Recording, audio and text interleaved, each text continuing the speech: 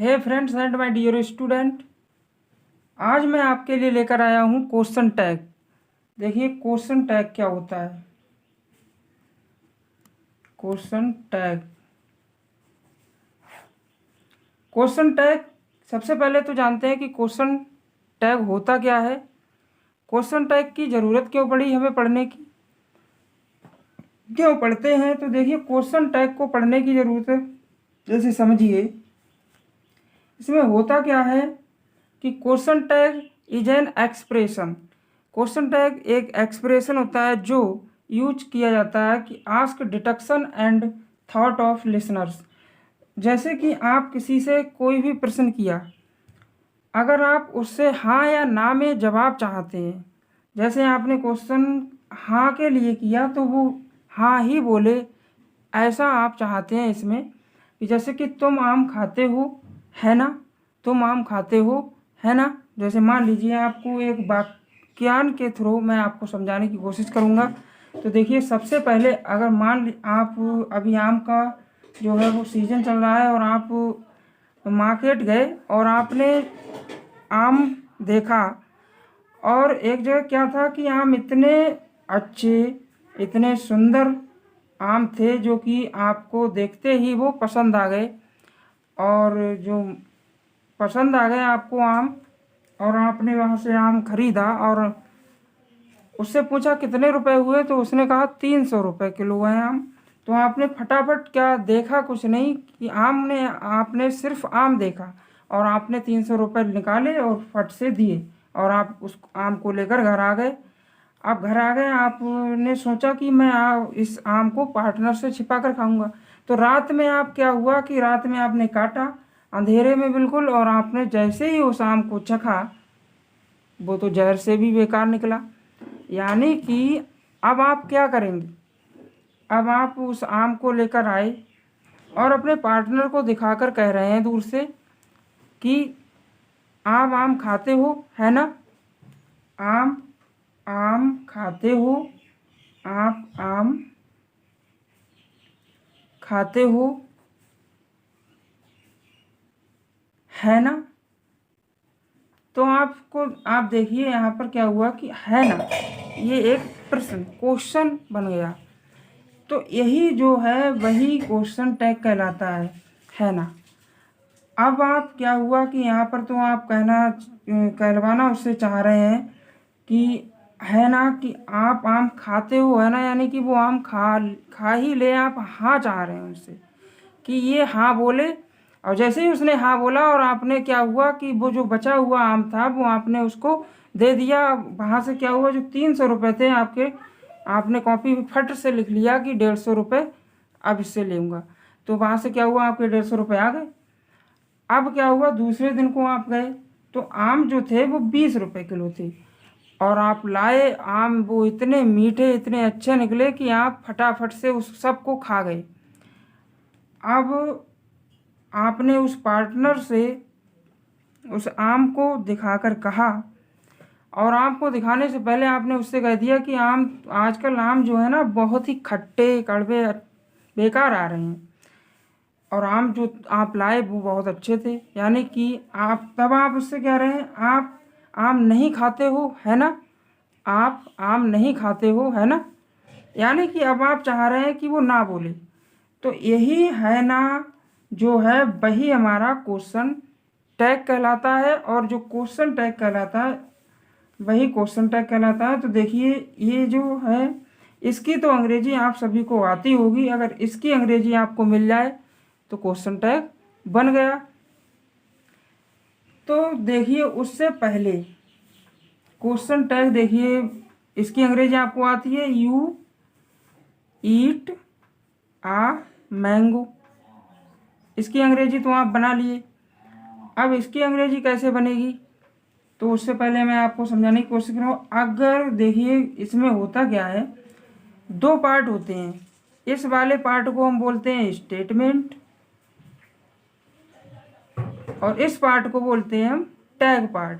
क्या बोलते हैं, टैग पार्ट। तो स्टेटमेंट और टैग पार्ट, ये वाला पार्ट स्टेटमेंट और ये वाला टैग पार्ट। तो देखिए स्टेटमेंट और टैग पार्ट में क्या होता है, इसमें होता है हमारा सब्जेक्ट वर्ब प्लस ऑब्जेक्ट या अदर वर्ड।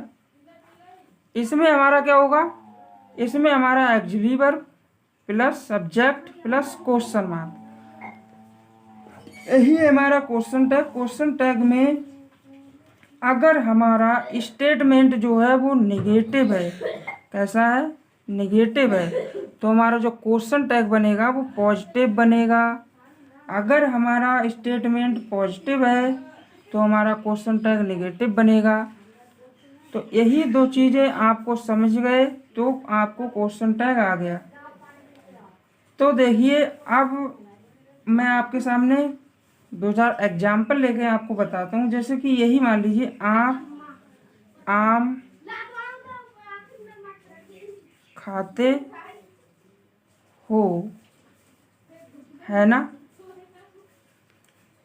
तो समझिए ये क्वेश्चन है हमारा क्वेश्चन टैग। अब इसकी अंग्रेजी तो आपको आती है, यू ईट अ मैंगो। उसके बाद आपको कॉमा देना है। अब इस है ना की अंग्रेजी क्या होगी, है ना की अंग्रेजी आपको बताया मैंने, ऑक्सिलरी वर्ब प्लस सब्जेक्ट और क्वेश्चन मार्क। तो ऑक्सिलरी वर्ब आपको कहाँ से लेनी है, ऑक्सिलरी वर्ब इसमें से उठानी है। तो इसकी ऑक्सिलरी वर्ब क्या होती है वो आपको पता होना चाहिए। इसकी ऑक्सिलरी वर्ब होती है डू या डज। तो यू है तो आपको यहाँ पर क्या लगाना होगा, डू। अब मैंने एक बात बोली थी, अगर आपका स्टेटमेंट पॉजिटिव है तो आपका क्वेश्चन टैग जो है वो नेगेटिव बनेगा। तो नेगेटिव बनाने के लिए आपको इसमें क्या करना होगा, एंटी और लगाना है, यानी कि डोंट। अब दूसरा बात है कि सब्जेक्ट यहाँ पर आएगा, तो सब्जेक्ट आपको यहीं से उठाना है, कहीं और से नहीं, यहीं से उठाना है यू और क्वेश्चन मार्क लगा देना। ये बन गया हमारा question tag. That's very simple, यही क्वेश्चन टैग होता है। अब अगर आपका जो क्वेश्चन जो है आपका स्टेटमेंट अगर नेगेटिव है, यानी कि आप आम नहीं खाते हो, है ना। तो आप आम नहीं खाते हो, है ना। अब आप चाहते हो कि वो ना बोल दे, तो आप किस तरह से पूछोगे, you don't eat a mango. ये तो आपने स्टेटमेंट बना लिया। अब क्वेश्चन टैग है ना। अब आप देखिए अगर ये स्टेटमेंट नेगेटिव है तो ये पॉजिटिव बनेगा, यानी कि ये नेगेटिव है तो आप ये डू यू, ठीक है। और एक चीज़ मैं आपको बता दूं, अगर ये डोंट यू, अब आप सोचें कि यहाँ पर मैं डू नॉट यू लिख दूं तो क्या सर गलत रहेगा। तो हाँ गलत रहेगा। क्यों गलत होगा, क्योंकि इंग्लिश जो है वो कॉन्ट्रैक्टिव बन चुकी है और इंग्लिश में अब ये लिखना गलत होगा। हमेशा यही लिखेंगे आप, यही सही है 100%। अगर आप ऐसा लिखते हैं तो आपका जो इम्प्रेशन है वो गलत जाएगा और क्वेश्चन टैग भी गलत ही रहेगा। क्वेश्चन टैग हमेशा ऐसे बोलते हैं, ऐसे ही लिखते हैं, ऐसे ही बनाते हैं। क्वेश्चन टैग का बहुत ही स्पोकन में क्या है कि बहुत ही महत्वपूर्ण इम्पोर्टेंट टॉपिक है ये क्वेश्चन टैग स्पोकन का। तो स्पोकन में आप बहुत ही ज़्यादा इसका यूज कीजिए। जब भी आपको ऐसे प्रश्न हाँ या ना में पूछने हो तो आप इसका यूज कीजिए। इसका इतिहास क्या था कि 2004 से पहले क्या था, ये क्वेश्चन टैग जो है वो सिर्फ हमारा सिर्फ स्पोकन का टॉपिक था। 2004 के बाद यूपीएससी ने इससे 4-5 क्वेश्चन पूछे और उसके बाद ये आज तक चलता आ रहा है कि हर एग्ज़ाम में, जितने भी गवर्नमेंट एग्ज़ाम होते हैं उन सब में क्वेश्चन टैग से क्वेश्चन आते ही आते हैं। तो आप समझ लीजिए कि क्वेश्चन टैग यही है। और क्वेश्चन टैग अगर आप सिस्टमेटिकली पढ़ना चाहते हैं तो आप हमें कमेंट करके ज़रूर बताएं। और आई होप, मुझे आशा है कि आपको ये क्वेश्चन टैग आपको समझ में आया होगा।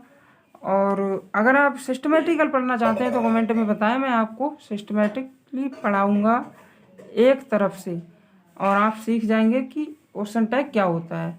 तो आज के लिए सिर्फ इतना ही। Thank you. Have a nice day.